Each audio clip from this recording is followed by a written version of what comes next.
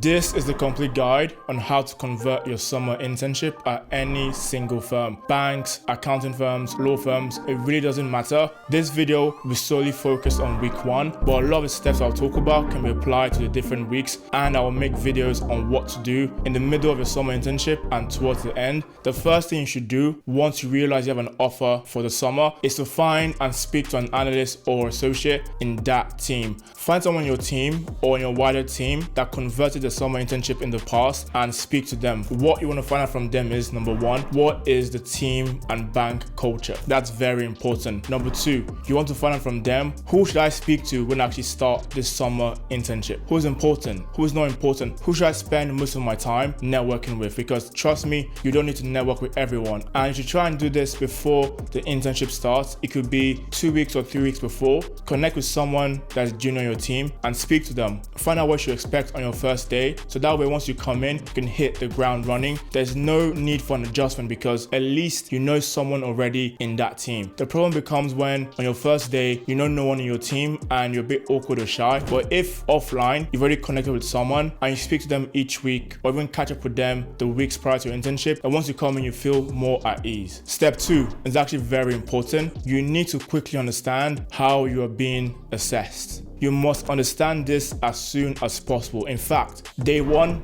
this is the main thing you want to find out because that is what matters. The summer internship, yes, is a time for you to learn, but you're doing it to get an effing job. That's the only reason you're interning at that specific firm. A bank, a law firm, a broker, you want to get a job. And the job is given to people that perform the best on the various assessments. Plain and simple. You need to find out what that is. And typically for most summer internships, you'll be assessed with case studies, presentations, and also some financial analysis, but it really depends on the firm and the team. So make sure you understand that from day 1. The next step you have to take in week 1 is to try and start making people's lives easier on your team. What do I mean by that? One of the most guaranteed ways to secure a full-time job is to make people's lives on your team easier. You want to be someone that they need. You want to be someone that they can't do without when you leave. And by doing this as early as possible, you start to leave a good impression. You're showing people that you're keen and proactive. So what can you actually do? You can send the analyst or associate summaries of different articles related to the job you do. If, for example, you cover fintech companies and equity research, you might find an article on Revolut you find interesting. Summarize that and send that to your associate. That shows you're being proactive and keen. Something you can do, which I did a lot, is if I'm copied in an email with an analyst or associate and someone else is telling them to do something, I will try and do it as quick as possible and send to that person. That shows that you're proactive and keen again, and it shows that you're taking a very big initiative. And if that proactive work is good,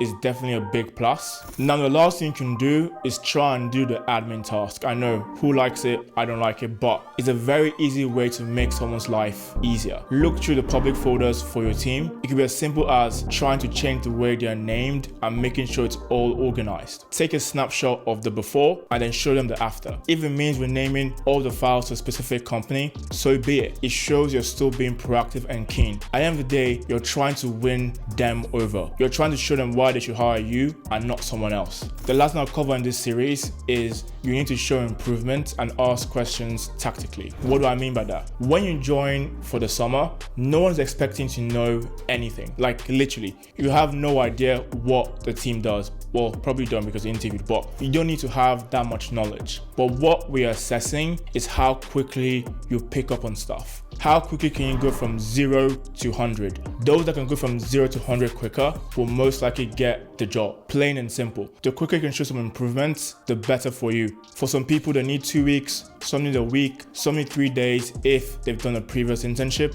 But all things being equal, the quicker you show improvements, the better. If you're enjoying the video so far, please drop a like and leave a comment. It goes a long way. Let's move improvements to the side for 1 second. Let's talk about asking questions. Like I said before, this is your internship. You have no idea what the team does. We're expecting you to ask questions, but you need to ask questions tactically. Let me explain. When you join a job, it's fine to ask basic questions. What's EPS? What's cash flow? What's debt? What's equity? All those are fine.